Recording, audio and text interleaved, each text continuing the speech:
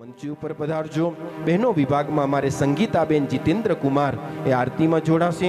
પટેલ સ્મિતાબેન ભૂપેન્દ્રભાઈ, રીતુ અમન કુમાર પટેલ, અમન કુમાર સુરેન્દ્રભાઈ પટેલ, દીપ ભૂપેન્દ્રભાઈ પટેલ, જાહ્નવી દીપ પટેલ, ચંદ્રકાંતભાઈ ડાહ્યાભાઈની સાથોસાથ પટેલ ઉર્મિલાબેન ચંદ્રકાંત પટેલ, વંશ ચંદ્રકાંત પટેલ, સ્નેહ ચંદ્રકાંત પટેલ, સંગીતાબેન જીતેન્દ્ર કુમારની સાથોસાથ પટેલ જીતેન્દ્ર કુમાર અંબાલાલ પટેલ,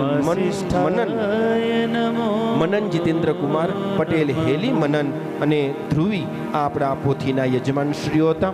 આજના ભોજનદાતા શ્રીઓને આહુત કરું. નમોસ્તુતે વ્યાસ વિશાલ બુદ્ધિ. ત્રીજા દિવસના ભોજન પ્રસાદના દાતાશ્રી તરીકે પટેલ અતુલભાઈ કાળીદાસ જામળાવાળા, અખંડ સૌભાગ્યવંતા પટેલ ભારતીબેન અતુલભાઈ બહેનો વિભાગમાં આરતીમાં જોડાશે. અતુલભાઈ મંચ ઉપર પધારશે. પટેલ મણિબેન માધવલાલ રેવીદાસ માણસા, હસ્તે મનીષાબેન તથા ભરતભાઈ અને જ્યોતિ. ચોથા દિવસના ભોજન પ્રસાદના દાતા વિહોલ દેવેન્દ્રસિંહ જસવંતસિંહ માણસા, હસ્તે અખંડ સૌભાગ્યવંતા વિહોલ કુંદનબા દેવેન્દ્રસિંહ, કુંદનબા દેવેન્દ્રસિંહ પટેલ, રાજેશભાઈ છગનભાઈ ફોટોગ્રાફર, અખંડ સૌભાગ્યવંતા પટેલ નિપા રાજેશ, ગામ ઈસાદરાવાળા. સુખ સંપટ કરુણા નિકેતનમ પ્રતિદાન તપ ક્રિયા. આજે પટેલ કાંતિભાઈ વલ્લભભાઈ ચડાસણા, અખંડ સૌભાગ્યવંતા પટેલ સક્રીબેન કાંતિભાઈ પટેલ, કમળાબેન ગોવિંદભાઈ માણસા, હસ્તે પટેલ સંગીતાબેન હિતેશભાઈ ગોવિંદભાઈ. આવું કરીશ. જો અમારે કનૈયા કૃષ્ણ પ્રાગટ્ય ઉત્સવના યજમાન શ્રી એવા કનૈયાલાલ અંબાલાલભાઈ પટેલ જો હોય તો આવજો. વક્તાશ્રીની પૂજા કરી આરતીમાં સહભાગી થશો. વહાલા ભક્તો, બહુ સુંદર આયોજન છે આપણું. એક એક સત્ર આપણા માટે યાદગાર જ્યારે બનતા જાય છે. ગઈકાલનો પ્રાગટ્ય ઉત્સવ એ પણ યજમાનશ્રીઓને ખૂબ યાદગાર અને આપણને સૌ કોઈને યાદ રહે એવો આ આપણો પ્રાગટ્ય ઉત્સવ થયો હતો. આજે ગિરનારી સેવા સમિતિ દ્વારા યજમાનશ્રીઓની ઉદાર ભાવનાથી આ તીર્થક્ષેત્રની અંદર રહેલા કેટલાય સંતો, મહાત્માઓ, અભ્યાગતો એમને ભોજન પ્રસાદ કરાવવાનો સંકલ્પ કરેલો છે, જેની સંપૂર્ણ વ્યવસ્થા શ્રી ગિરનારી સેવા સમિતિ દ્વારા કરી રહી છે. ત્યારે આજ બપોરે એ દરેક સાધુ સંતો, મહાત્માઓ અને કેટલાય અભ્યાગતો એ ભંડારો જમવા માટે કે ત્યાં આપણો ભોજન પ્રસાદ જમવા માટે આજ પધારવાના હોય. એ બપોરના સમયે એવા સાધુ સંતો, અભ્યાગતોને જમાડી અને ત્યાર પછી આપણે ભોજન પ્રસાદ ગ્રહણ કરીશું. આ વાતની ખાસ નોંધ લેજો. એની સાથોસાથ વક્તાશ્રી 11:15 કથાની પૂર્ણાહુતિ કરે. જે કંઈ જાહેરાતો હશે એ જાહેરાતો કરી 11:30 થી બરાબર 12:30 સુધી અમારા સંગીતજ્ઞ ભક્તો અહીંયા સુંદર રાસ ગરબાનું એક નાનું આયોજન કરેલું છે. તો એ આયોજનની અંદર આપણે બહેનો ભક્તો, કારણ કે ગરબા એ આપણું ગૌરવ છે. ગરબા વગર ગમે એવું આયોજન અધૂરું લાગે. આપણે અત્યારે તો પ્રી નવરાત્રિનો કાર્યક્રમ થાય. આપણે પ્રી નવરાત્રિ અહીંયા કરવાની છે બદ્રી નારાયણની અંદર. તો એના માટે અમારા સંગીતજ્ઞ ભક્તોને કહેશું.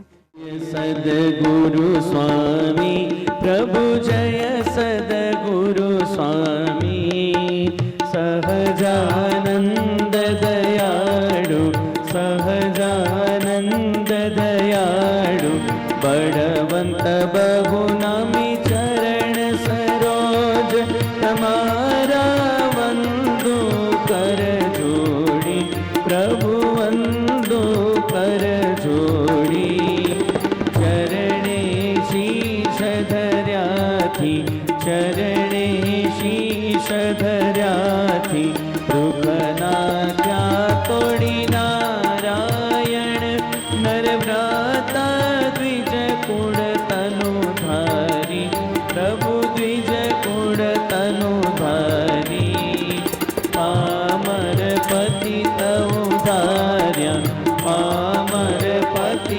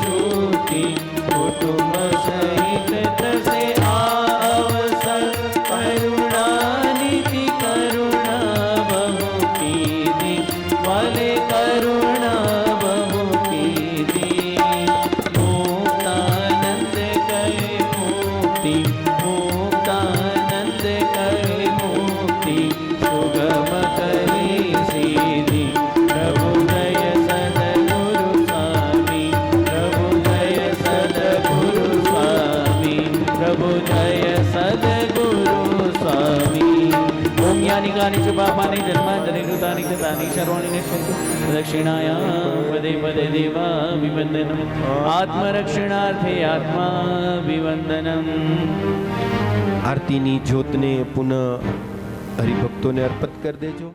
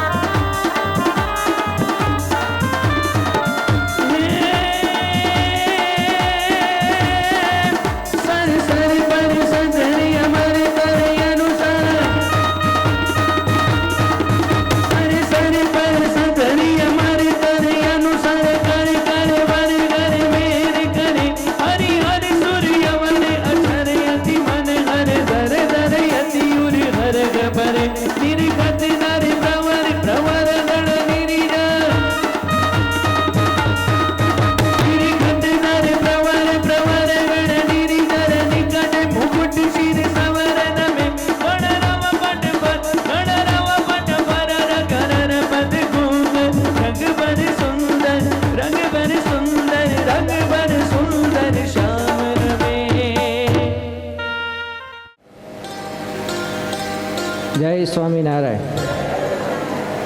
આ ટોન થોડોક બદલાઈ જાય, બહુ લાહો ઓછો મળે આપણને.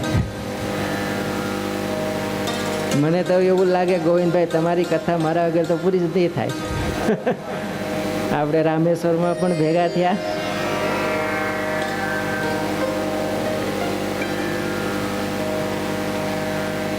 ભગવાન શ્રી હરિની દિવ્ય કૃપાથી આ ક્ષેત્રની અંદર બેઠા બેઠા ભગવાનની દિવ્ય કથાનો લાહવો લેવો, આ કથાનું રસપાન કરવું એ આપણા મહદ ભાગ્ય હોય ને ત્યારે શક્ય બને છે. પરિશ્રમ કરનારા પરિશ્રમ કરે, દાખલો કરનારા દાખલો કરે, વ્યવસ્થા કરનારા વ્યવસ્થા કરે, પણ એ વ્યવસ્થાને ધ્યાનમાં લઈ આપણે સશક્ત શરીરે અહીંયા બેસી રહેવું ને એ ભગવાનની કૃપા છે. કેમ કે તો લીફમાં બધા આવતા હોય એટલે ઘણાને ખ્યાલ હોય કે ન હોય, પણ હમણાં 2 માળની સીડીઓ ચડો તો ખબર પડે. આ 2 માળની ખાલી સીડી ચડીને અહીંયા બેસવા જઈએ ને તોય અડધી કલાક તો હા ઊંચો નીચો થયા કરે. ક્ષેત્ર મહત્વનું છે, ધામ મહત્વનું છે, પણ એ ધામમાં સ્વસ્થ બેસવું એ ભગવાનની કૃપા છે. ભગવાનની કૃપા વગર શાંતિથી એકાગ્ર ચિત્તે એકાગ્ર મને આપણે ભગવાનની કથા સાંભળવામાં સમર્થ થઈ શકીએ નહીં. ભગવાનની કથા સાંભળવા માટે ભગવાનની અનંત કૃપાની જરૂરિયાત એટલા માટે છે. આપણને સહેજે મનમાં પ્રશ્ન થાય કે સુખદેવજી મહારાજે પરીક્ષિત રાજાને શા માટે કથા સંભળાવી? પોતાના પિતા વ્યાસ મહર્ષિ પાસેથી સુખદેવજી મહારાજે તો ઘણા વર્ષો પહેલા કથા સાંભળી લીધેલી. ત્યાં સુધીમાં શું સુખદેવજી મહારાજને કોઈ એવા શ્રોતા નહીં મળ્યા હોય? સુખદેવજી મહારાજને કોઈ એવા વ્યક્તિ નહીં મળ્યા હોય જેને સુખદેવજી મહારાજ આ ભાગવત કથાનું રસપાન કરાવી શકે? પણ શા માટે સુખદેવજી મહારાજ? ભાગવતના થોડા ઊંડાણમાં જશો ને તો ખ્યાલ આવશે.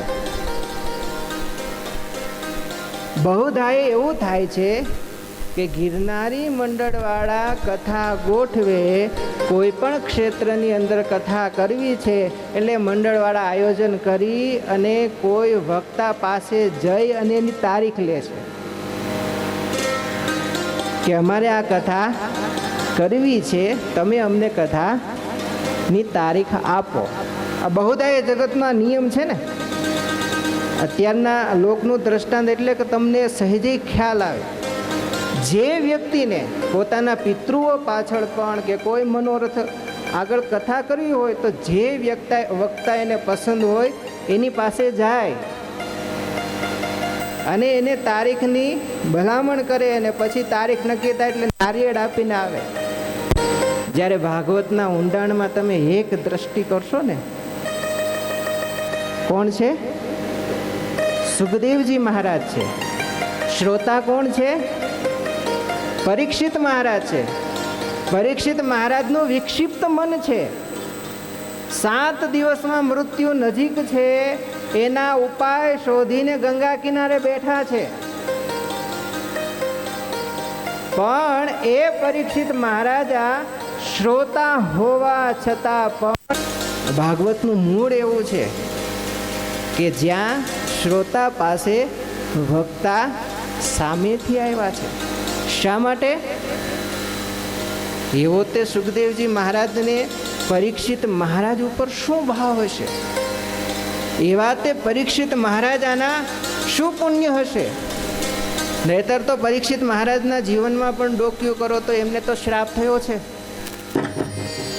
એક બાળ ઋષિ કુમારે એમને 7 દિવસમાં મૃત્યુનો શ્રાપ આપ્યો છે. કોના વંશજ છે? પાંડવો ભગવાનના ભગત છે. એના વંશજ છે, જેણે જીવનમાં કોઈ દિવસ અધર્મનું આચરણ નથી કર્યું. એ પરીક્ષિત મહારાજાને શ્રાપ શા માટે થયો? એ પરીક્ષિત મહારાજા પાસે સુખદેવજી મહારાજ શા માટે આવ્યા? શા માટે સુખદેવજી મહારાજની ઈચ્છા થઈ કે મારું ભણેલું ભાગવત, મારા પિતાએ મને ભાગવત ભણાવ્યું ને ત્યારે એવું કીધેલું કે કોઈ યોગ્ય ભક્ત જ્યારે તને મળે ને ત્યારે આ ભાગવત તું એને શ્રવણ કરાવ. થોડું પાછળ એટલે લઈ જાઉં છું કે મૂળિયું ક્યાંક પકડાય ને તો કથા સમજમાં આવે. પરીક્ષિત મહારાજાની કથા તો તમે બધા જાણો છો. અભિમન્યુના દીકરા છે. ઉત્તરાના ગર્ભમાં પરીક્ષિત મહારાજ જ્યારે છે, અશ્વત્થામાએ બ્રહ્માસ્ત્ર છોડ્યું છે, ત્યારે ઉત્તરાના ગર્ભમાં રહેલા પરીક્ષિત મહારાજાનું રક્ષણ સ્વયં પરબ્રહ્મ પૂર્ણ પુરુષોત્તમ નારાયણે કર્યું છે. જાણો છો ને? ભગવાને જ્યારે પરીક્ષિત મહારાજાનું રક્ષણ કર્યું એ દિવસે ત્યાં ઉત્તરાજી, કુંતાજી, દ્રૌપદીજી બધા જ ઉપસ્થિત છે અને ભગવાન કહે છે ચિંતા ન કરો, તમારા વંશજનો નાશ થશે નહીં, એનું રક્ષણ મેં કર્યું છે. આ કથા આપણે જાણીએ છીએ. ઉત્તરાના ઓરડાની અંદર માં કુંતા, સુભદ્રા, દ્રૌપદીજી આ બધા જ એની સેવામાં લાગેલા છે કે હમણાં જ પાંડુનો વંશજ મહારાજ યુધિષ્ઠિર, 5 પાંડવો, ભગવાન કૃષ્ણ પરમાત્મા જેની રક્ષા કરે છે, એ 5 પાંડવોનો હસ્તિનાપુરનો વારસદાર એનો જન્મ થશે. આ રાહમાં, આ ખુશીમાં, આ આનંદમાં આખું હસ્તિનાપુર આજ મહારાજ યુધિષ્ઠિરના મહેલની આગળ હસ્તિનાપુરના વંશજની રાહ જોઈને બેઠા છે. અને એ જ વખતે ઉત્તરના ગર્ભથી બાળકનો જન્મ તો થાય છે, પણ શાસ્ત્ર એવું કહે છે કે ઉત્તરાના ગર્ભથી જે બાળકનો જન્મ થયો ને એ મરેલો બાળક આવ્યો. કેવો આવ્યો? મરેલો બાળક આવ્યો. ઉત્તરાના ગર્ભથી બાળકનો જન્મ તો થયો પણ બાળક મૃત છે. ન હસે ન શ્વાસ લે, કોઈ નહીં. બધાએ જાણ્યું કે આહા, જન્મ તો થયો બાળકનો પણ બાળક તો મરેલો આવ્યો. હવે શું? દોડતી દોડતી દ્રૌપદી જ્યાં સભા કક્ષની અંદર પાંડવો, ભગવાન કૃષ્ણ પરમાત્મા બધા બેઠા છે ને એની પાસે આવી અને દ્રૌપદી રડતા કહે છે, ભાઈ તું તો કહેતો હતો ને કે તારા વંશજની, પાંડવોના વંશજની રક્ષા મેં કરી છે, એને ઊંડની આંચ પણ ન આવવા દો. ભાઈ એ વખતે તો જ્યારે અશ્વત્થામાના બાણથી રક્ષા કરવા ઉત્તરાના ગર્ભની અંદર દિવ્ય શક્તિએ તમે પ્રવેશ કર્યો અને જ્યારે એનું રક્ષણ કરીને બહાર આવીને તમે તો અમારી આગળ મોટા મોટા ફડાકા દ્રૌપદી કહી શકે, આપણે ન કહી શકીએ. કહેતા હતા કે પાંડવોના વંશજનું રક્ષણ કર્યું. ભાઈ શું તારી વાત સાચી? દેખ આજ એ જ ઉત્તરાના ગર્ભથી બાળકનો જન્મ થયો પણ બાળક તો મરેલું છે. અને આમ કહેતા દ્રૌપદી રડવા લાગી. ભગવાન કૃષ્ણ પરમાત્મા આઘાત પામી ગયા. ઉત્તરાના ગર્ભથી જે બાળક જન્મ થયો એ મૃત્યુ. ભગવાન પોતાના આસનેથી ઊભા થઈ ઉત્તરાના ઓરડાની અંદર પ્રવેશ કરવા જાય. રસ્તામાં સુભદ્રા મળે. સુભદ્રાએ પણ ભગવાનને કીધું કે શું વાત કરો છો પ્રભુ, મોટા વચન આપીને એક બાળકનું રક્ષણ ન કરી શકાય. માં કુંતા મળ્યા. કુંતાએ કીધું ભગવાન, પ્રભુ કહે છે ભાઈ રડશો નહીં, પણ છતાંય કુંતા કહે છે પ્રભુ મારે રડવાનું કારણ ઉત્તરાના ગર્ભથી જે બાળકનો જન્મ થયો એ મરેલું છે એનું નહીં, પણ મારે રડવાનું કારણ એ છે કે તમે આપેલું વચન આજ ખોટું પડે છે. કાલ સવારે તમે દુનિયાને એમ કહેશો હું પરબ્રહ્મ પૂર્ણ પુરુષોત્તમ નારાયણ, લોકો આગળ તમે જઈને એને વચન આપશો, તમારા વચનને કોણ સાચું માનશે? તમને કોણ ભગવાન સ્વીકાર કરશે? એ તો એમ જ કહેશે કે એક બાળકનું રક્ષણ કરીને છતાંય પણ એને જીવતો ન કરી શકા. મને તમારા ઉપર જે આળ આવે ને એ આળનું દુઃખ છે. અરે ભગવાન ઉત્તરાના ગર્ભની ઉત્તરાના ઓરડામાં જઈ અને ઉત્તરા પાસે ઊભા. જે ઉત્તરા ભગવાનને અતિ પ્રિય છે, જે ભગવાનનું સતત ભજન કરે છે, અભિમન્યુના કારણે ઉત્તરા ભગવાન કૃષ્ણ પરમાત્માને પોતાના ઈષ્ટ માને છે. એ ઉત્તરાએ જ્યારે ભગવાન એની આગળ આવ્યા ને મોઢું ફેરવી લીધું. ઓહો, ભગવાન કહે છે પણ ઉત્તરા શું? ઉત્તરાએ મોઢું ફેરવતા કીધું કે પ્રભુ, મારા બાળકનું રક્ષણ કર્યું ને, દેખ રક્ષણ કરેલો બાળક તારી સામે બેઠો, તારી સામે સૂતો છે. આને તું હસાવ, આને તું રડાવ. તું તો કહેતો હતો ને તારું લાલન પાલન કરશે. તું તો કહેતો હતો ને કે આ હસ્તિનાપુરના ગાદીનો વારસ છે, હસ્તિનાપુરનું સંરક્ષણ કરશે. કેવી રીતે કરે? જો, શું આ બોલી શકે છે? શું આ હસી શકે છે? શું આ રડી શકે છે? આવો બાળક મારા કુખે તે જન્મ કરાવ્યો. ઉત્તરાએ ભગવાનને જ્યારે આવા શબ્દો કીધા ને, ભગવાનને થઈ ગયું હવે જો આ બાળકને જીવતો ન કરો તો પછી મારું વચન લાજે, મારું ભગવાનપણું લાજે. એક પૂર્ણ પુરુષોત્તમ નારાયણ છે, પરબ્રહ્મ છે. એ ભગવાનના ભક્તની જે ઈચ્છાઓ છે, ભક્તની જે કામનાઓ છે, ભક્તને રાજી કરવા માટે ભગવાન પોતાના સમર્થપણાને છોડીને પણ પોતાના ભક્તોના ઉપર જે વીતેલી છે એની જે આળ છે એ આળ પણ ભગવાન લેવા તૈયાર થઈ જાય છે. આ ભગવાન છે. એક આળ નથી, ભગવાન ઉપર તો ઘણી આળો લાગી છે. ભગવાન કૃષ્ણ પરમાત્માનું જીવન ચરિત્ર એક રીતે જોવા જાવ ને તો ખબર પડે કે ભગવાન કૃષ્ણ પરમાત્માએ લોકોને, ભક્તોને સુખી કરવા માટે શું શું સહન કર્યું છે. સર્વ સમર્થ ભગવાન હોવા છતાં પણ જરાસંધ સાથે 17 વખત યુદ્ધ કર્યું, 17 વખત ચડાઈ કરી, તો પણ રણ છોડીને ભાગ્યા ને. શું ભગવાન જરાસંધને મારવા સમર્થ નથી? જરાસંધને મારી ન શકે ભગવાન. જેની એક વક્ર દ્રષ્ટિ આખી સૃષ્ટિનો વિનાશ કરી નાખે, જરાસંધને એક આમ પ્રહાર કરે એક બાણનો, તો શું એ ભગવાન મારી ન શકે જરાસંધને? પણ છતાંય 17 વખત જરાસંધે ચડાઈ કરી તો ભગવાન રણછોડ કહેવાનું ભગવાનને પસંદ પડ્યું, પણ જરાસંધને ભગવાને માર્યો નહીં. પોતાના કુળને સાચવવા માટે દરિયાની અંદર આખી સોનાની નગરી ઊભી કરીને પોતાનો આખું યાદવ કુળ ત્યાં રક્ષા માટે મૂકી દીધું, પણ એ યાદવ કુળની રક્ષા અર્થે ભગવાને જરાસંધને ન માર્યો. રણછોડનું બિરુદ પોતાના માથે લીધું. એ ભગવાન છે. એ જ ભગવાન નાના ગોપીઓના ઘરમાં ચોરીઓ કરે, માખણ ચોરે, એને હેરાન કરે, એને પરેશાન કરે. ગોપીઓ દરરોજ માં યશોદા આગળ આવી અને એને ફરિયાદ કરે.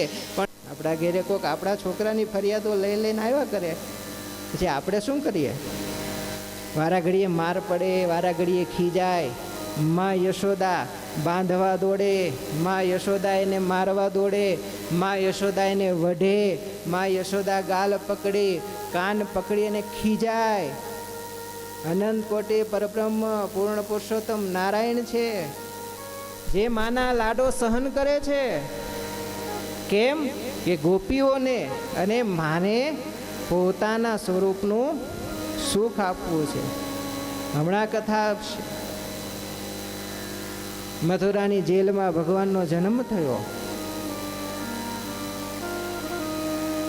કંસ ભગવાન આગળ શું છે? કશું જ નથી.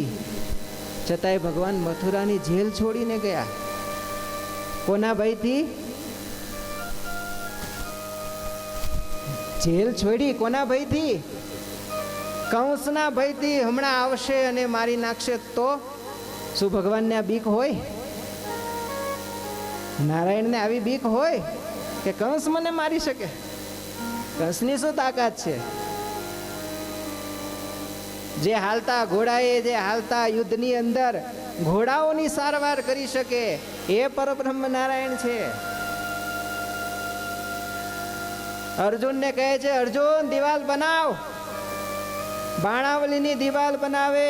અર્જુનના ઘોડાના સારથી ભગવાન કૃષ્ણ પરમાત્મા ચાલતે ઘોડે, મારતે ઘોડે યુદ્ધ થયેલા અર્જુનને બાણની દિવાલ બનાવી, પોતે પોતાના સ્થાન ઉપરથી ઊભા થઈ ઘોડાની લગામો છોડી, જે ઘોડાને બાણ લાગેલા છે એ બાણો કાઢી એને દવા લગાડી સ્વસ્થ કરી પાછા રથમાં જોડી અને ભગવાન બેસીને અર્જુનને કહે, અર્જુન ચાલ, ચડ યુદ્ધ મેદાને. આ ભગવાન છે. ચાલતા યુદ્ધની અંદર ઘોડાઓની દવા કરીને એને સ્વસ્થ કરી શકે એ પરબ્રહ્મ નારાયણ છે. એના ઉપર આવેલા એને મારવા આવેલા રાક્ષસને શું એ મારી ન શકે? બે હાથે બાણો ચલાવનારા ભગવાન છે. એક હાથથી નહીં, બે હાથથી બાણો ચલાવી શકે છે. એ ભગવાન કૃષ્ણ પરમાત્મા છે. એને શું કામ જેલ છોડવી પડે છે? શું કામ ગોકુળમાં જવું પડે?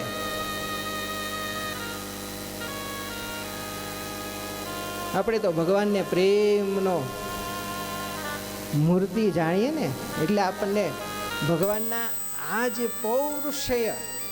પુરુષાર્થ ચરિત્રો છે ને, એ ચરિત્રો થોડા ઓછા અંતરમાં ઉતરે.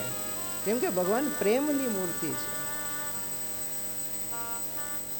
ઉત્તરા પાસે આવીને ઉત્તરાને કહે છે, ઉત્તરા મારું વચન કોઈ દી ખોટું ન હોય. મેં જે આપેલું વચન છે, મેં જે કરેલી રક્ષા છે એ રક્ષા કોઈ દી ખોટી ન થાય. એ જ વખતે ઉત્તરાના મરેલા એ બાળકને ભગવાને પોતાના ખોળામાં લીધું અને પોતાના ખોળામાં લઈ અને ભગવાને ત્યાં ઉત્તરાના ઓરડાની અંદર જ વિષ્ણુ યાગ કર્યો છે.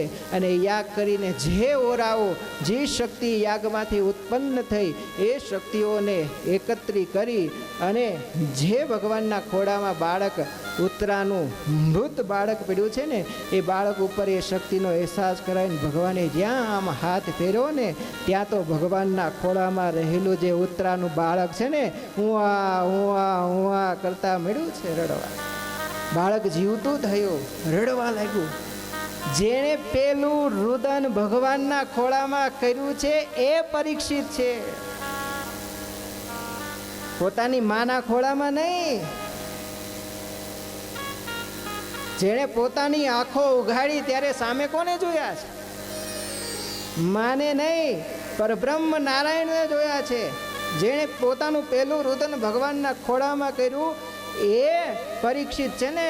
ભગવાને એને જીવતો કર્યો ને, એટલે એનું પેલું નામ વિષ્ણુ રાત પાડવામાં આવ્યું હતું. પરીક્ષિત તો પછી જ્યારે નામાકરણ થયું અને એ વખતે પરીક્ષિતના ગુણો જોયા કે પરીક્ષિત એ વ્યક્તિને શોધે છે કે જેણે મારા ગર્ભની અંદર હતો અને જેણે મારી ચારેય બાજુએ રહીને રક્ષા કરી છે, એને શોધતા પરીક્ષિતને આંખો ફરે છે ને, એટલે એનું નામ પરીક્ષિત, વિધિ પરીક્ષિત પડવામાં આવ્યું છે. બાકી એનું નામ કેવું છે? વિષ્ણુ રાત છે. જેણે ભગવાનના ખોળામાં પેલું રુદન કર્યું હોય, જેણે ભગવાનના ખોળામાં પેલો શ્વાસ લીધો હોય, એ પરીક્ષિત મહારાજ છે, જે ભગવાનના અનન્ય ભક્ત છે. હજી એક આર નહીં, થોડી વાર થઈ, પંડિતો આવ્યા, બધાએ વેદોચ્ચાર કર્યો, મંત્રોચ્ચારણ કર્યો. પરીક્ષિતને ત્યાં પાટલા ઉપર સુવડાવવામાં આવ્યા અને પરીક્ષિતને સુવડાવી અને જ્યારે એના જોશ જોવામાં આવ્યા ને, ત્યારે પરીક્ષિતના એક એક ગુણોનું વર્ણન કરતા કરતા પંડિત કહે છે, પરીક્ષિત તો આવા મહાન સમર્થ થશે, તપસ્વી થશે, યોગી થશે, રાજ્યનું સંરક્ષણ કરનારા થશે, મહાન ધર્મનિષ્ઠ રાજા થશે. પરીક્ષિતના રાજ્યમાં પ્રજા ક્યારેય દુઃખી નહીં થાય. પરીક્ષિતના રાજ્યની અંદર સૌ ઋતુઓ પોતપોતાના સમય પ્રમાણે આવી અને પરીક્ષિતના રાજ્યને ઉન્નતિ અપાવશે. પ્રકૃતિ પણ જેને આધીન હશે એ પરીક્ષિત રાજા છે. આમ જ્યાં પરીક્ષિતના એક એક ગુણોનું વર્ણન કરતા કરતા કરતા છેલ્લે પંડિતો કહે છે કે સર્વ પરીક્ષિત માટે સારું છે, પણ એક વાતનું દુઃખ છે. શું? આ પરીક્ષિત જે છે ને એનું મૃત્યુ એ કોઈ ઋષિના શ્રાપથી થશે. કોઈ બ્રાહ્મણ ઋષિ આને શ્રાપ આપશે અને પરીક્ષિત રાજાનું મૃત્યુ થશે. અને ત્યારે યુધિષ્ઠિર મહારાજા કહે છે કે ઓહો, મારા વંશજ પરીક્ષિત રાજાનું આવી રીતે મૃત્યુ છે. અમે સદૈવ બ્રાહ્મણોને આધીન છીએ, અમે સદૈવ બ્રાહ્મણોની પૂજા કરીએ છીએ, અમે સદૈવ બ્રાહ્મણોને સત્કારીએ છીએ, નવાજીએ છીએ. એ બ્રાહ્મણો મારા વંશજને શ્રાપ આપશે, શ્રાપથી આ થશે. પરીક્ષિત મહારાજા દુઃખી થયા, ભગવાનને કહે છે પ્રભુ, આ તે કેવો વિધિનો વિધાન લખાવ્યો છે. અમને ક્યારેય ઊંડી આંચ આવવા દીધી નથી, પડે પડે અમારી રક્ષા કરી, અમારા આ વંશજને શું એક બ્રાહ્મણના શ્રાપથી મૃત્યુ આવું આડ અમને લાગશે? અને ત્યારે ભગવાન કૃષ્ણ પરમાત્મા કહે છે કે યુધિષ્ઠિર, વિધિના લખેલા લેખ ઉપર તો ક્યારેય મેખ મારી શકાય નહીં. જે કંઈ પણ પરીક્ષિતના જીવનમાં લખાયેલું હશે થશે. પરીક્ષિતને શ્રાપ થશે, બરાબર, બ્રાહ્મણના શ્રાપથી પરીક્ષિતનું મૃત્યુ હશે. પણ જા, હું આજથી વચન આપું છું તને કે જ્યારે પરીક્ષિતના મૃત્યુનો સમય આવશે ને, કોઈ બ્રાહ્મણનો શ્રાપ આપશે ને, ત્યારે એક ભગવાનનો અનંત ભક્ત, એક ભગવાનનો યોગી નિષ્ઠ પુરુષ, જેણે પળે પળની અંદર જેણે રોમે રોમમાં ભગવાનને સમાવિષ્ટ કર્યા છે ને, એ ઋષિ, એ યોગી, એ ધ્યાની, એ તપસ્વી પરીક્ષિતની આગળ બેઠા હશે. પરીક્ષિતને ભગવાનની કથા વાર્તાનું શ્રવણ કરાવતા હશે અને એ શ્રવણ કરતા કરતા એ યોગીના દર્શન કરતા પરીક્ષિતનું મૃત્યુ થશે ને, એટલે અકાળ નહીં, એની મોક્ષ ગતિ પ્રાપ્ત થશે. આ વચન રાજા હું તને આપું છું. અને આ ન્યાય પરીક્ષિત મહારાજ આગળ સુખદેવજી મહારાજ ગયા છે. જે સુખદેવજી મહારાજ ભગવાનના અનન્ય ભક્ત કહેવાય. ભગવાનના વચને પરીક્ષિત મહારાજા આગળ સુખદેવજી મહારાજ ભાગવતની કથાનું શ્રવણ કરાવે છે. 7 દિવસના સમયમાં આ કથા માટે અનાયાસે સુખદેવજી મહારાજ પરીક્ષિત રાજાને મળ્યા. એનું કારણ ભગવાનનું વચન છે. એનું કારણ ભગવાનનો પાંડવો અને પાંડવ વંશજ ઉપર જે પ્રેમ છે, જે ભાવ છે, એ ભાવ અને પ્રેમના કારણે પરીક્ષિત મહારાજને સુખદેવજી મહારાજ પ્રાપ્ત થયા છે. ને એ સુખદેવજી મહારાજ પરીક્ષિત રાજાને પ્રાપ્ત થયા ને, એટલે આજે આપણને એ ભગવાનની કથા પ્રાપ્ત થઈ. એમાં સુખદેવજી મહારાજનો જેટલો પાર માનીએ એટલો જ પરીક્ષિત મહારાજાનો માનવો પડે. કે પરીક્ષિત મહારાજા ન હોત તો સુખદેવજી મહારાજ કથા કોને કહેત? સુખદેવજી મહારાજ કોને કથા સંભળાવત? અને જો સુખદેવજી મહારાજે પરીક્ષિતને ન સંભળાવ્યું હોત તો આપણને ક્યાંથી મળત? તો 4 જ શ્લોકમાં છે આખું ભાગવત. કેટલામાં? પ્રચલિત જે ભાગવત છે ને એ ચતુશ્લોકી ભાગવત કહેવાય છે. 4 શ્લોકમાં આનંદ કરત. 4 શ્લોકમાં જ આપણે નારદજીએ પ્રવર્તાવેલી સપ્તદિનાત્મક આ કથા એ સુખદેવજી મહારાજ અને પરીક્ષિતના સંવાદના કારણે આપણી આગળ આવી રહી છે. હે ભગવાન કૃષ્ણ પરમાત્માના આના અનન્ય પ્રેમને કારણે, એ ભગવાન કૃષ્ણ પરમાત્મામાં જેમણે અનન્ય ભાવ રાખ્યો છે, જેમણે પડે પડે ભગવાનનું શરણું સ્વીકાર્યું છે, જેમણે પડે પડે ભગવાનને પોતાના હૃદયમાં ઉતારી સુખ હોય દુઃખ હોય સદૈવ ભગવાનનો સાથ રાખ્યો છે ને, સદૈવ ભગવાનને યાદ કર્યા છે, સદૈવ ભગવાનની સાથે રહ્યા છે ને, એવા ભક્તની વહારે ભગવાન હંમેશાને માટે ઊભા હોય છે. એ જ ભગવાનનો જન્મ આપણે ગઈકાલે ખૂબ ભાવથી, શ્રદ્ધાથી, પ્રેમથી આ સભા મંડપની અંદર ઉજવો. ભગવાનનું અસ્તિત્વ છે. આપણને એમ આનંદ છે ને, જ્યાં ભગવાનનું અસ્તિત્વ છે ત્યાં આનંદ છે. ભગવાનના પ્રગટ થવાથી બધાને આનંદ હતો ને. આપણા સભા મંડપમાં ભગવાન પ્રગટ થયા, કોને આનંદ ન હતો? બધાને આનંદ હતો. ભગવાન સત્યાત્મક છે, ભગવાનનું અસ્તિત્વ છે એટલે આનંદ છે. જો ભગવાનનું અસ્તિત્વ ન હોય તો આનંદ હોય નહીં. એટલે તો ભાગવતે લખવું પડે, તતઃ આરભ્ય નંદસ્ય વ્રજ સર્વ સમૃદ્ધિમાન. વ્રજમાં ત્યારથી આનંદ થયો છે, ગોકુળમાં ત્યારથી આનંદ થયો છે જ્યારથી ભગવાનનું આગમન થયું છે. નહીંતર ભગવાનના આગમન પહેલા ગોકુળને કોણ જાણતું હતું? ભગવાનના આગમન પહેલા ગોકુળનું નામ ક્યાં આવ્યું છે? ક્યાંય વ્રજને કોઈએ સંભાળ્યું છે? પણ તતઃ આરભ્ય, ક્યારથી? કે જ્યારથી ભગવાનનું આગમન થયું છે. એમ આપણી વચ્ચે પણ અરે ભગવાનનું આગમન થાય ને એટલે સૌ પ્રથમ આનંદ. આનંદની વ્યાખ્યા શું છે? આપણું શરીર સેવામાં લાગી જાય. ભગવાનના આવવાનો આનંદ એટલો બધો હોય ને કે આપણે સેવામાં લાગી જઈએ. કોઈ પારણીઓ ગોઠવવા લાગી જાય, કોઈને કેવું પડે ન કેવું પડે. આ તો આપણે અહીંયા બહુધાએ થોડું પરપ્રાંતની અંદર છીએ એટલે વસ્તુની થોડી ખામી થાય, કંઈ ગોતવું ન ગોતવું, મળે ન મળે, ખબર હોય ન હોય. એટલે જેટલી વસ્તુ આપણી પાસે હોય એના સમાવેશમાં આપણે બધું ઉત્સવ ઉજવીએ. પણ આનો આ જ ઉત્સવ આપણા દેશમાં હોય તો, આની આ જ કથા આપણા દેશમાં હોય તો કેટલું રંગે ચંગે આનંદથી આય તમારે ધૂમધામથી આ ઉત્સવ ઉજવાય ને. કેમ કે ભગવાનનું આગમન જ એવું છે જે આનંદ કરાવે, જેનાથી સેવામાં લાગે. કોઈને કેવું ન પડે તું પ્રસાદનું ડબલું તૈયાર કર. કોઈને કેવું ન પડે કે તું આ વસ્તુ લઈને આવ. બધું તૈયાર થઈ જાય. વસુદેવ અને દેવકીને શણગારવાના હોય તો 5 જણા શણગારવા વયા જાય. આમ કરો, આમ થઈ જાય, આવી રીતે કરીએ, આવી રીતે ઉત્સવ કરીએ, આમ આનંદ કરશું, આમ મજા કરશું, આવી રીતે રાસ રમશું, આવી રીતે ભગવાનનો ઉત્સવ કરીશું, હું આવી રીતે નાચીશ, વસુદેવને લઈને આવશું, ભગવાનનો અભિષેક કરશું. કોઈને કેવું પડે છે? બધા પોતપોતાના રીતે કાર્યમાં જોડાઈ જાય ને. સેવા શાનાથી? ભગવાન આવ્યા ને, આનંદ આવ્યો. આનંદ આવ્યો ને એની પહેલી પરિકલ્પના છે કે માણસના અંતરમાં સેવાનો ભાવ જાગે, માણસ સેવામાં જોડાઈ જાય. એ જ ભગવાન મથુરાની જેલમાં વસુદેવ અને દેવકીના કુખેથી ભગવાનનો જન્મ થયો. ભગવાને ચતુર્ભુજ સ્વરૂપે વસુદેવ અને દેવકીને દર્શન આપ્યા. સત્ય વ્રતમ સત્ય પરમ ત્રિસત્યમ સત્યસ્ય યોનિ નિહિતમ ચ સત્ય.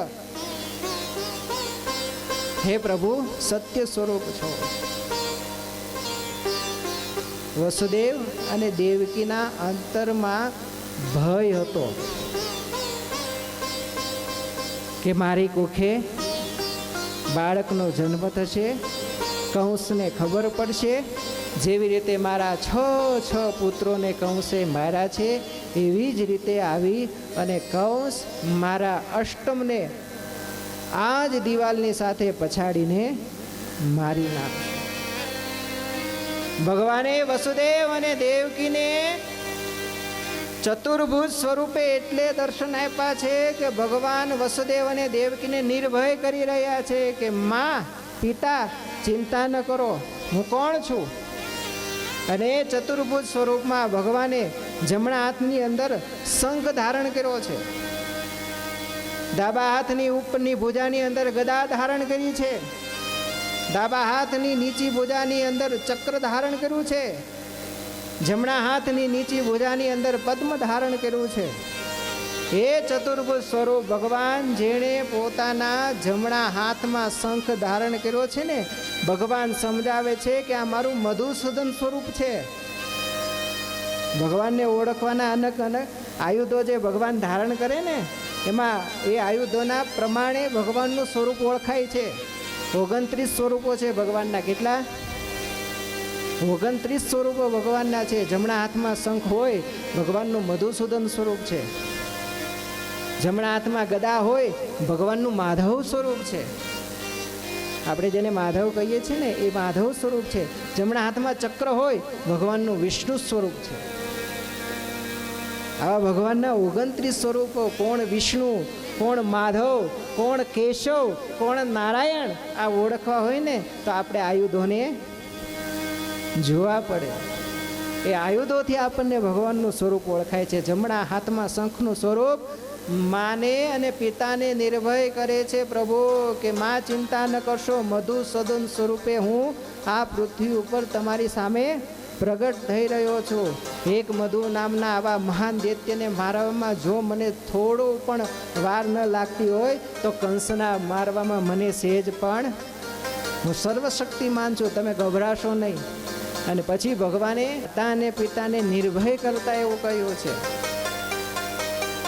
કે જેવો મારો જન્મ થાય ને, જેવો હું તમારી કુખે જન્મ ધારણ કરું ને, તમારે મને લઈ અને જેલની બારો આવો, તમારી બેડીઓ તૂટી જશે.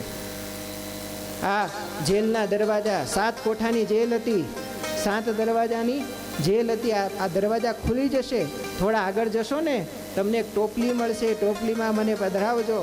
હા, મારું આગમન છે ને આકાશની અંદર વીજળીઓનો ગડગડાટ હશે, ચોધાર વરસાદ વરસી રહ્યો છે, યમુનાજી પણ મને સ્પર્શ કરવા માટે તલપાપડ થઈ રહ્યા છે, સાતી સરસું પાણી હશે, પણ તમે સહેજ પણ ગભરાશો નહીં. અને યમુનાને પાર કરી ગોકુળમાં જઈ નંદના ઘરે યશોદાની કુખે એક બાળકીનો જન્મ થયો છે. એ બાળકીને તમે લઈ લેજો. જ્યાં માં જગદંબા, માં આદિશક્તિ એ યશોદાની સેવામાં હશે, એ આદિશક્તિને મળજો. એટલે એ મારો અને બાળકીનો યોગ માયાનો અદલી બદલી તમને કરી દેશે. તમે ચિંતા ન કરશો, હું જે પ્રમાણે કહું એ પ્રમાણે કરજો. આખી દોરી ભગવાને વસુદેવ અને દેવકીને આપી છે કે તમારે શું શું કરવું, શું ન કરવું, ક્યાં જવું, કેમ અદલા બદલી કરવી, માં યોગ માયા જગદંબા એની અદલા બદલી કરવી. વસુદેવ ગયા, આપણે બધી કથા જાણીએ. વસુદેવ જઈ અને બાળકીને લઈ અને પાછા આવ્યા. જેલના દરવાજા બંધ થઈ ગયા. જે બેડીઓ હતી એ બેડીઓ પાછી લાગી ગઈ. અને સવારનો સમય થવા આવ્યો ને, મધરાતે આખી ઘટનાઓ ઘટી છે. અને એ મધરાતની ઘટનાઓમાં જ્યાં બાળકીને લઈ અને વસુદેવ પાછા પોતાના કારાગૃહની અંદર આવ્યા છે, અને એ વખતે દેવકીના ખોળામાં બાળકીને રાખી અને બાળકીએ રડવાનું ચાલુ કર્યું. જેવું રડવાનું ચાલુ કર્યું, જે બેશુદ્ધ સૈનિકો હતા એ પાછા શુદ્ધ થયા છે. શુદ્ધ થઈ અને બધાને થયું કે આ દેવકીનો અષ્ટમ એમના કારાગૃહમાંથી રડવાનો અવાજ આવી રહ્યો છે. મહારાજા કંસ પાસે જઈ દોડ્યા છે સૈનિકો. કંસ તો એ આરામથી સૂતો છે. કંસના મનમાં એમ કે હમણાં અષ્ટમ આવશે ને એટલે હું એનું હરણ કરી એને મારી અને મારા કાળનો નાશ કરી નાખીશ. આ ન્યાય કંસ સૂતો છે. આયા છે સૈનિકો, મહારાજા દેવકીનો અષ્ટમ આવી ચૂક્યો છે. અને એ જ વખતે સફાળો કંસ પોતાના આસન ઉપરથી ઊભો થયો. ધોતિયું પણ હરખું કરવા રહ્યો નથી, ઉપવસ્ત્ર પણ પહેર્યું નથી. ખડગ લઈ અને કંસ કારાગૃહની અંદર ગયો. કારાગૃહની અંદર જઈ અને કંસ જુએ છે.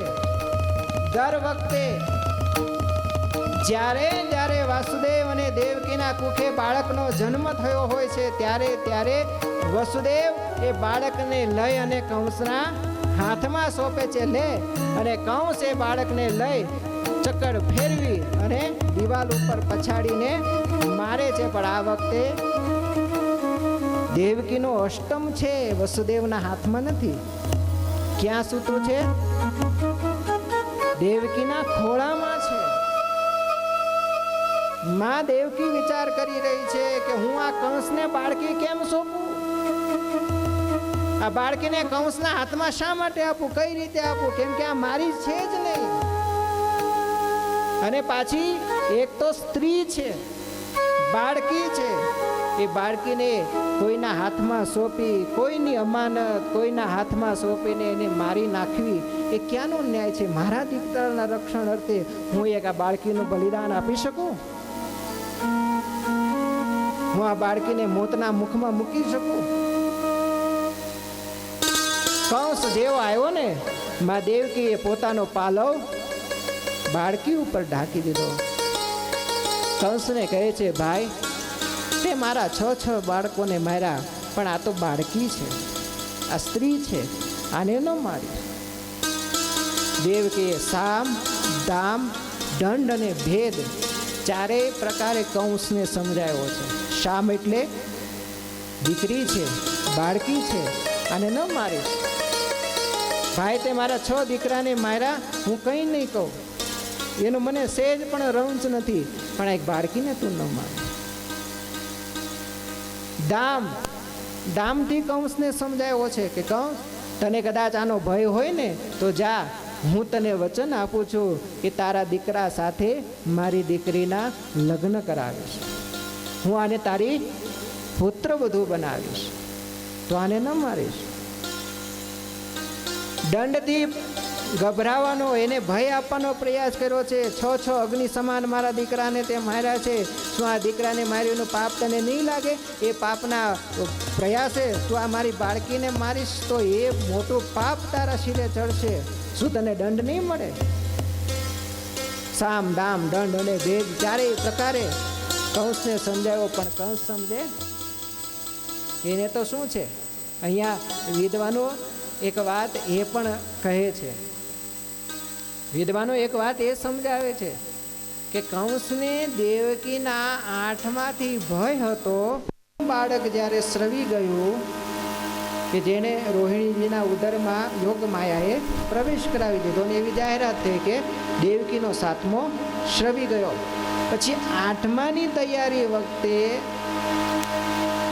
કંસને હવે સંપૂર્ણપણે ખ્યાલ આવી ગયો હતો કે હવે જે બાળક છે એ કોણ છે? એ જ મારું મૃત્યુ છે.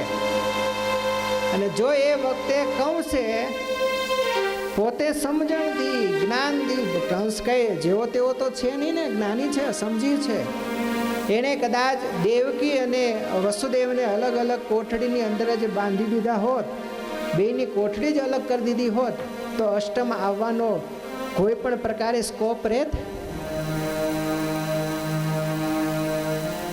બેને અલગ અલગ કારાગૃહમાં પૂરી દીધા હોત, એક કારાગૃહમાં વસુદેવ અને એક કારાગૃહમાં દેવકી, તો 8માના જન્મનો કોઈ સ્કોપ જ ન હતો. સમજાય છે ને વાત? તો એ કંસે એ જો વિચાર કરી અને બંનેને અલગ અલગ કોઠરીમાં પૂરી દીધા હોત તો કંસને ત્યાં જ 8માના ભયનો નાશ થઈ જાય ને. જો એને ભેગા જ ન થવા દો તો દેવકીના કુખે 8મો થાય જ નહીં, અને જો 8મો થાય જ નહીં તો મારો કોઈ દિવસ નાશ થાય નહીં. પણ અભિમાની પુરુષ હોય ને, અહંકારી માણસ હોય ને, જેને સત્તાનો, જેને પદનો, જેને શક્તિનો, જેને પોતાની પાવરનો અભિમાન હોય ને, એ માણસ એના મનમાં એવો જ વિચાર હોય.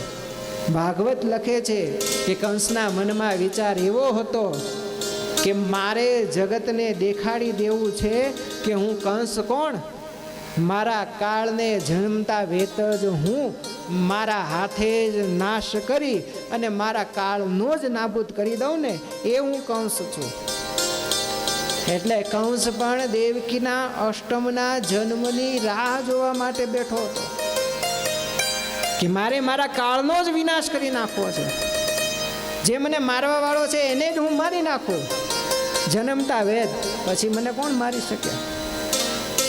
એટલે કંસે વસુદેવ અને દેવકીને એક કોઠરીમાં પૂરીને રાખ્યા છે. ફેરો વધારી દીધો હતો છતાં પણ દેખો ભગવાનની લીલા, ભગવાનની માયા. કંસ આજ વસુદેવ અને દેવકીના કારાગૃહની અંદર જઈ દેવકીજી વિનવણી કરે છે, મનાવે છે. કંસ, ભાઈ મારી બાળકી છે, બાળકીને તો તું છોડી દે. બાળકી તારું શું બગાડી લે? એક સ્ત્રી અબળા નારી છે, આ નારી તારું શું બગાડી લેવાનું છે? આને તો છોડી દે. પણ કંસને તો શું છે, ચાહે સ્ત્રી હોય કે ચાહે પુરુષ હોય, છે તો મારો કાળ ને. અષ્ટમ છે દેવકીનો, અરે દેવકીનો અષ્ટમ એ શબ્દો મારા યાદ, જે આકાશવાણીના શબ્દો છે મગજમાં ઘૂમી રહ્યા છે. સ્યાસ્ત્વા અષ્ટમો ગર્ભો. આકાશવાણી એવું નથી કીધું કે કંસ આના કુખે જે થનારી દીકરી કે દીકરો થશે એ તારો નાશ કરશે, એવું આકાશવાણીએ નથી કીધું. આકાશવાણીએ શું કીધું છે? અસ્યાસ્ત્વા અષ્ટમો ગર્ભો. આનો જે 8મો ગર્ભ થકી જે કોઈ પણનો જન્મ થશે ને એ તારો કાળ છે. એટલે કંસના મનમાં આજ ન દીકરીનો ભેદ છે કે ન દીકરાનો ભેદ છે. એના મનમાં છે કે છે તો આ દેવકીનો 8મો જ ને. વિનવણી કરી વસુદેવે કીધું, કંસ માયનો નહીં. અને જે રીતે વસુદેવ અને દેવકીના 6 દીકરાઓને મારવા માટે કંસ તૈયાર હતો ને, એ જ રીતે દેવકીના ખોળામાં રહેલી જે બાળકી, એ બાળકીના પગ પકડી અને કંસે પોતાના માથા ઉપર જે આમ ફેરવવા જાય ને, આ ફેરવતા જ એ બાળકી કંસના હાથમાંથી છટકી એના માથા ઉપર તપલી રહી. અષ્ટભુજાધારી માં ભગવતી રૂપે કંસને દર્શન દઈને કહે છે, હે કંસ, કિમ મયા હતયા મંદઃ જાત ખલુ તવાંત ક્રોધ. તું મને મારીને શું કરવાનો? તને મારનારો આ દેવકીનો અષ્ટમ, તારો પૂર્વનો કાળ તો ક્યાં જન્મી ગયો છે. અને જ્યાં કંસે માં ભગવતીની અષ્ટભુજા વાળીની આ વાણી સાંભળીને કંસ તો ત્યાં જ ભયથી ગભરાવા મળ્યો. એનું શરીર ધ્રુજવા મળ્યું, આખો લાલચોળ થઈ. અરે મારો કાળ ક્યાંક જન્મી ગયો. નાહકના કંસના મનમાં માં ભગવતીના દર્શન થયા ને એટલે એવો ત્યાગ થયો. કંસના મનમાં એમ થયું કે ઓહો, આટલો પરિશ્રમ કર્યો, આટલો દાખલો કર્યો, આટલા અપરાધો કર્યા, મારી બેન, મારા બનેવી, એને મેં આટલું દુઃખ આપ્યું, મારા કષ્ટને, મારા કાળને હરવા માટે. પણ માં ભગવતી તો કહે છે તો ક્યાંક જન્મી ગયો છે. અષ્ટભુજાધારીએ તો મને કીધું કે તારો કાળ તો જન્મો. હવે કંસના મનમાં એમ થયું કે ઓહો, મેં શું કર્યું? અને પછી કંસે રીતસર ભાગવત લખે છે, દેવકી અને વસુદેવના પગ પકડ્યા છે. બેન, બનેવી, મને માફ કરો. અહીંયા પણ સંતો એવું કહે છે, અહીંયા પણ સંતો એમ કહે છે કે માં ભગવતીની કૃપા, માં ભગવતી જે અષ્ટભુજાધારી આકાશની અંદર કંસને દર્શન દીધા, એનો દર્શન, એનું પૂજન, એનું અર્ચન કેટલું પરોપકારી છે. એ ગમે એવું આપણું વિરહકારી મન હોય, ગમે એવું વિકૃત મન હોય ને, એ મનને પણ શાંત કરીને પરમાર્થે જોડી દે, એ માં ભગવતીનું દર્શન છે. આપણી કુળદેવીને આપણે એટલે માનીએ છીએ. કુળદેવીના દર્શન, કુળદેવીનું પૂજન, કુળદેવીનું અર્ચન, એટલે આપણા મંદિરમાં આપણા ઈષ્ટદેવ ભગવાન પરમાત્મા પરબ્રહ્મ નારાયણનું સ્થાન હોય. પણ ક્યારેય આપણું મંદિર કે આપણું ઘર કુળદેવીના સ્થાન વગર સૂનું હોવું જોઈએ નહીં.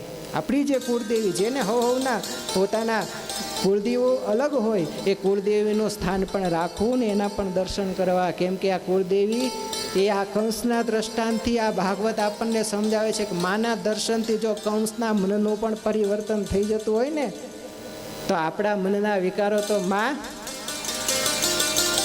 દર્શન માત્રથી જ નાશ કરી નાખે. આપણા ઘરમાં સમૃદ્ધિ માં એ પોતાના દર્શનથી પર્યાપ્ત કરી દે છે. તો કુળદેવી હંમેશાને માટે પોતાના ઘરમાં સ્થાપન કરીને રાખવા. તમારે જે કુળદેવી હોય, આપણે જે કુળદેવીને માનતા હોઈએ, કુળદેવીનું સ્થાન આપણા ઘરમાં હોવું જોઈએ. ઈષ્ટદેવ પરબ્રહ્મ નારાયણનું તો હોય, પણ સાથે બાજુમાં કુળદેવીનું પણ સ્થાન અવશ્ય રાખવું. ક્યારે ભેદભાવ કરવો નહીં. ભગવાન શાસ્ત્રો કોઈથી ભેદભાવ કરતા નથી, આપણે પણ ભેદભાવ કરવો નહીં. કંસ ભગવાન વસુદેવ અને દેવકીના પગમાં પડીને કહે છે કે વસુદેવ દેવકી, મેં તમારા ઉપર ખૂબ અપરાધો કર્યા છે, મેં તમને ખૂબ હેરાન કર્યા છે, મેં ખૂબ તમને પરેશાન કર્યા છે, મેં ખૂબ તમને દુઃખી કર્યા છે. હું અભાગી ન સમજી શક્યો, મારા મૃત્યુને ટાળવા ગયો, મારા કાળને મારવા ગયો, એ મારા કાળના મારવાના પ્રયાસે મેં તમને અસહ્ય દુઃખ આપ્યું છે. કૃપા કરો, મને માફ કરજો.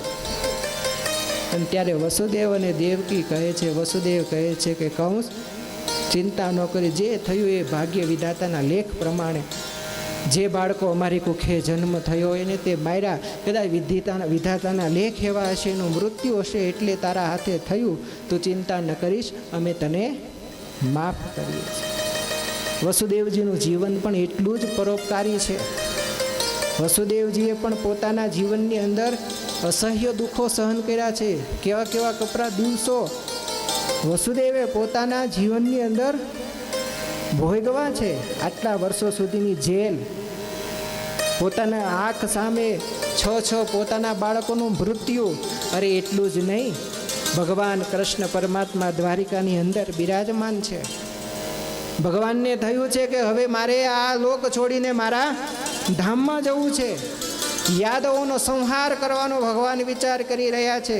શ્રાપ થયો છે અને શ્રાપથી એરકા નામની વનસ્પતિથી યાદવોને પરસ્પર લડાવ્યા છે.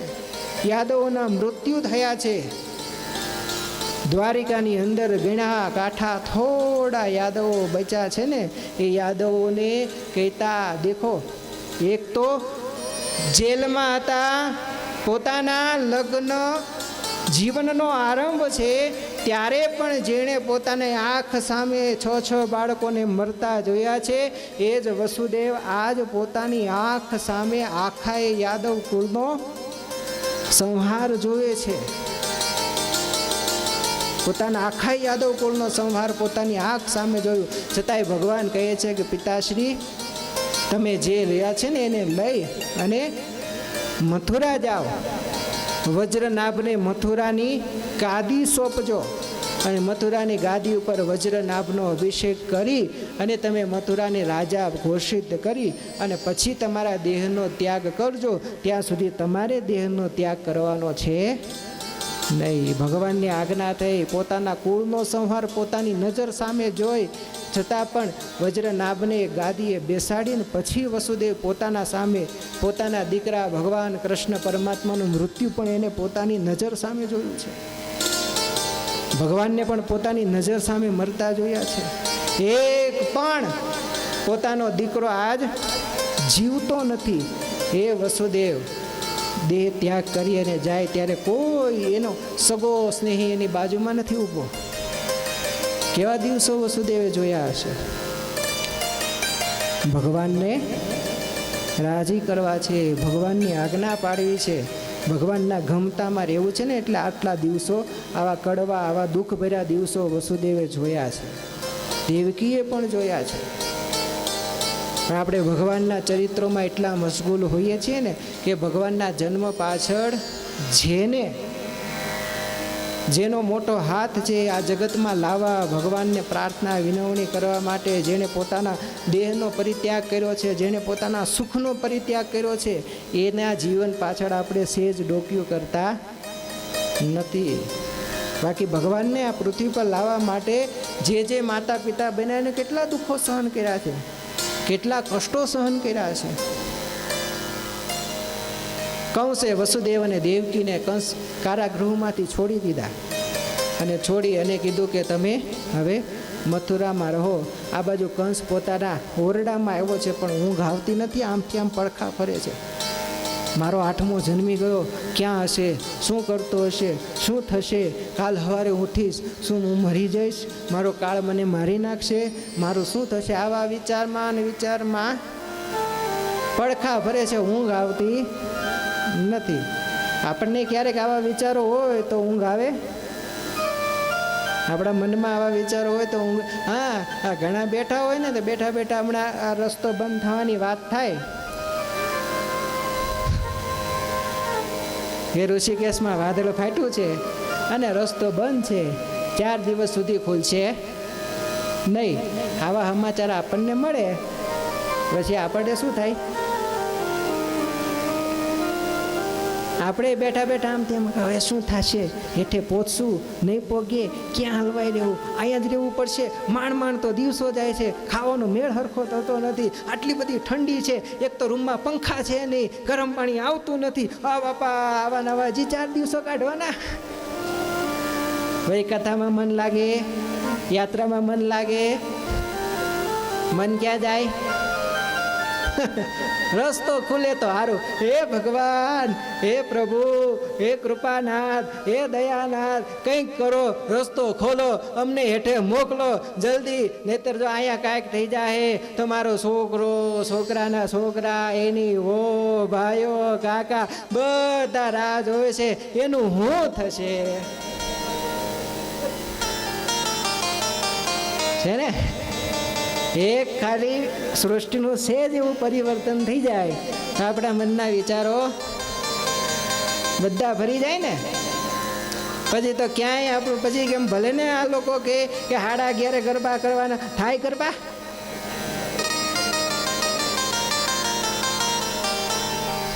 ગરબા શું થાય? અંબાલાલ એકવાર કહી દે કે હા 9 નોરતામાં વરસાદ પડવાનો છે તો ચિંતા શેની હોય? ચણિયા ચોળીની વરસાદની.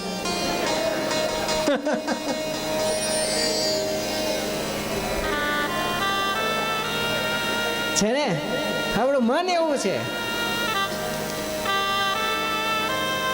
આપણા મનના વિચારો એવા છે કે એના ઉપર સેજ આમ કષ્ટ આવવાનું થાય ને, એને આમ ન ગમતું સેજ થવા મળે ને એટલે નીકળે, ચડી જ જાય. ન વિચાર આવતા ને એવા વિચારો મળે આવવા. ન થવાનું હોય ને એવા બધા વિચારો થઈ જાય આપણા મનમાં. કંસના મનમાં પણ આજે ઊંઘ નથી, કેમ કે પોતાનો કાળ છે, કાળ ક્યાંક જન્મી ચૂક્યો છે, યોગમાયાએ કહી દીધું છે. હવે કંસ પણ એવા વિચારો કરે છે કે હવે શું થશે, શું કરશું, કેમ મારશું, ક્યાં ગોતશું, ક્યાં હશે, કઈ જગ્યાએ ગયો હશે, કોણે ક્યાં રાખ્યો હશે, હવે ક્યારે આવીને મને મારશે, કે હું એને મારીશ, પકડી અને મારી નાખું, કે એમને મારી નાખ. આવા વિચારોમાં પથારીમાં આડગોટિયા મારે છે. પણ આ બાજુ વ્રજમાં તો કંઈક ઓર જ દ્રશ્ય, ગોકુળમાં તો કંઈક ઓર જ દ્રશ્ય દેખાઈ રહ્યું છે. સુખદેવજી મહારાજ મથુરાનો કેમેરો સીધો ગોકુળમાં લઈ જાય અને ગોકુળમાં મથુરાનો કેમેરો લઈ જાય અને સુખદેવજી મહારાજ ગોકુળનું વર્ણન કરી રહ્યા છે. ગોકુળમાં શું થઈ રહ્યું છે? ભગવાનનું પ્રાગટ્ય થયું છે. રોહિણીજીએ ચારે બાજુ સમાચારો ફેલવા છે કે દેવકીને ત્યાં, યશોદાને ત્યાં બાળકનો જન્મ થયો છે. નંદના ઘેર આનંદ ભયો છે. 80 વર્ષની સાધનાઓ, 80 વર્ષોથી જોવાયેલી રાહો, 80 વર્ષોથી જે અપેક્ષાઓ સેવી રહ્યા હતા એ અમારા રાજા નંદ અને યશોદા રાણી એના ઘેરે એક બાળકનો જન્મ થયો છે. જાત કર્માદી સંસ્કારો બાળકના કરવામાં આવ્યા છે. ભગવાનના જાત કર્માદી સંસ્કાર એટલે આપણે તમે ખ્યાલ હોય 16 સંસ્કારો છે ને, એ 16 સંસ્કારમાંના સૌથી પહેલાં જાત કર્માદી સંસ્કાર જે કરવામાં આવે એટલે આપણા ગુજરાતીની ભાષામાં ગળથૂથી ખબર ને, ગળથૂથી જે પાવામાં આવે ને, જાત કર્માદી સંસ્કાર એટલે ગળથૂથી કહેવામાં આવે. મધ અને ઘીને મિશ્રિત કરી કાંસાનો વાટકો હોય, સોનાની સળી હોય અને આંબાના પાન, એ મધ અને ઘીને સોનાની સળીથી મિશ્રિત કરવાના હોય અને આંબાના પાનથી બાળકના મુખમાં એના ટીપા પાવામાં આવે છે. આમ ઘણાએ કર્યું હશે. હવે તો લગભગ આવું બધું, હવે તો સીધી કેક જ આવે.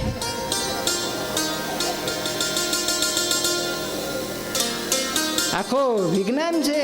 જાત કર્માથી સંસ્કારનું ગળથૂથી પાવાનું આખું વિજ્ઞાન પણ છે અને ધાર્મિક મહત્વ પણ એનું બતાવવામાં કે મધ અને ઘી મધ અને ઘી પાવામાં આવે એટલે બાળકના આંતરડામાં રહેલો જે મળ છે એ મળ તરત ચોખ્ખો થઈ જાય. બાળકના શરીરમાં જે લોહીની ધારાઓ છે એ ધારાઓ આમ જન્મ થાય ને એટલે આમ અતિ તેજથી વેગથી વહેતી હોય. એટલે તમે બાળકને જોશો ને બહુ ઝડપી આમ શ્વાસ લેતો હશે. જન્મતું બાળકને આમ ઝડપી શ્વાસ લેતો હશે. આપણને એમ થાય કે ઓહો આટલું બધું ઝડપી, પણ એ જે લોહીની ધારાઓનો જે વેગ છે એ વેગ એને શાંત કરવા માટે મધ અને ઘીને મિશ્રિત કરી અને બાળકને પાવામાં આવે છે. એ ગળથુથીના સંસ્કારો, જાત કર્માદિ સંસ્કારો. બ્રાહ્મણો આવ્યા છે, બ્રાહ્મણો વેદ મંત્રો ગાઈ રહ્યા છે, બારોટને બોલાયા છે, બારોટો વંશાવલીનું ગાન કરી રહ્યા છે. ભાટ લોકો આવ્યા છે, ભાટ લોકો જય જયકાર કરી રહ્યા છે. નંદ તારી જય હો, યશોદા તારી જય હો, તારા ઘેરે બાળકનો જન્મ થયો છે. નંદ અને યશોદાનો જય જયકાર થઈ રહ્યો છે. આ બાજુ જે ગોકુળની નારીઓ, ગોકુળના લોકો છે, નંદ ગોપો ગોપિકાઓ આ બધા જ નંદના ઘેરે, નંદના આંગણે આવી રહ્યા છે. માં રોહિણીજીને ગળામાં મોટો હાર પહેરાવવામાં આવ્યો છે.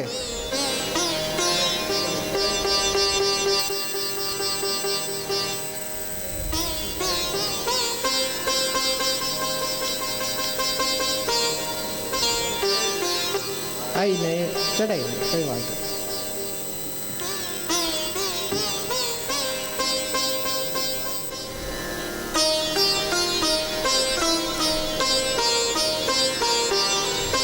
પોથી ઉપર ચડાવી બા.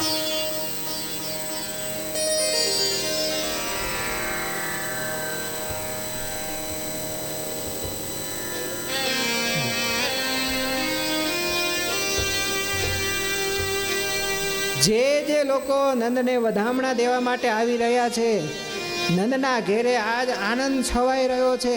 માં રોહિણીજી અત્યારે ગુપ્ત વેશે નંદના ઘેરે રહી રહ્યા હતા, પણ આજ યશોદા કહે છે કે દેવી રોહિણીજી હવે તમારે ગુપ્ત વેશે રહેવાનું નથી. તમે મારા આંગણે જે મહેમાનો આવે એના સ્વાગતમાં રહો.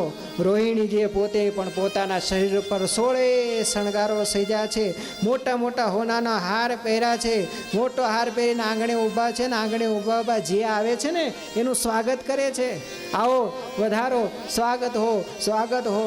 આપણા ઘરમાં પણ જ્યારે આવી કથાઓ થાય, ભગવાનનું આગમન થાય ને એટલે આપણે કંઈક પ્રસંગ હોય ને એટલે ઘરના જે 2 સભ્યો પૂજામાં બેઠા હોય એમાંથી 2 સભ્યો હોય એ આંગણે ઊભા આવનારા મહેમાનનું સ્વાગત કરવા માટે રહે છે ને. જે મહેમાન આવે એની સ્વાગતા જોઈએ ને, એને બેસાડો, એને રાખો, એને બોલાવો.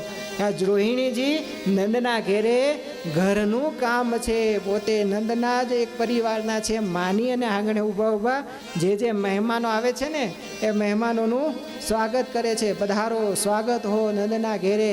આજ આનંદ થઈ રહ્યો છે. યજ્ઞમાં આહુતિઓ અપાઈ રહી છે. વેદો, એ બ્રાહ્મણો વેદોનું ગાન કરી રહ્યા છે. ભાટો છે એ જય જયકાર કરી રહ્યા છે. ઢોલી આવ્યા છે, ઢોલી આવી અને ઢોલ વગાડવાનું ચાલુ કર્યું છે. ધીરે ધીરે ધીરે ઢોલની શરણાઈઓ ચારે બાજુ વાગવા લાગ્યા. ઢોલના અવાજો ગોકુળમાં ચારે બાજુ ફેલાવા લાગ્યો. જે ગોપીઓ પોતાના ઘરમાં કામ રહી કરી રહી હતી એ ગોપીઓના મનમાં થયું કે આ ઢોલ રડકો છે, ઢોલ ધણકો છે, એટલે કંઈક ખુશીના સમાચાર છે. કાને પડ્યું કે નંદના ઘેરે આનંદ ભયો હે, નંદના ઘેરે આનંદ ભયો હે. એટલે કોઈ ગોપીઓ માખણ, કોઈ ઘી, કોઈ દહીં, કોઈ મધ, જેના હાથમાં જે આવ્યું ને બધું લઈ અને નંદના આંગણે આવવા લાગ્યા છે. અરે ગોરાણી જે હતા ને એ ગોરાણીએ જ્યાં નંદજી બેઠા છે દહીંનું તપેલું ભર્યું છે. એ દહીંના તપેલામાં હળદર નાખી દીધી અને ઘોળી અને નંદના ઉપર દહીંનો અભિષેક કર્યો. એટલે ગોપીઓને એવું થયું કે ગોરાણીએ કર્યો તો આપણને કરવામાં વાંધો નહીં. એટલે જેમ આપણે જન્મદિવસ હોય કેકના લોંદા ચોપડીએ ને, ગાલે કોકને કેકના લોંદા ચોપડીએ ને, એમ ગોપીઓએ નંદને, યશોદાને, રોહિણીને, માખણ ચોપડવા લાગ્યા, કોઈ ઘી ચોપડવા લાગ્યા. ન પહોંચે તો શું કરે? એક લોંદો હોય ને માખણનો, જેને આમ તાકીને જવા દે, ફાટ દઈને જવા દે, સીધો માથે. લખ્યું છે આ બધું ભાગવતમાં. પંચમ અધ્યાય 10મા સ્કંધનો 5મો અધ્યાય 18 શ્લોકની અંદર નંદજીના આંગણે જે આ ઉત્સવ ઉજવાઈ રહ્યો છે ને, જે આનંદ થઈ રહ્યો છે ને, એ આનંદનું આખું ચરિત્ર, આખું ચિત્ર ત્યાં પ્રગટ કરવામાં આવ્યું છે. પતાકાઓ લાગ્યા છે, ધજાઓ ઘરે ઘરે ધજાઓ ગોઠવવામાં આવી છે, ઘરે ઘરે ધજાઓ લાગી, આસોપાલવના તોરણો બંધાણા છે, ભીડ થઈ છે. આસોપાલવ કેમ કે આસોપાલવ ઓક્સિજન લે છે અને ઓક્સિજન દે છે. ભીડ થાય, ઓક્સિજનની કમી ન થાય એટલે આસોપાલવના તોરણો બંધાણા છે. અને તોરણો બંધાણા, ઢોલો વાગ્યા, શરણાઈઓ ગુંજી અને નંદના ઘેરે આજ સ્વાગતના વધામણાના ગીતો ગવાવા લાગ્યા છે.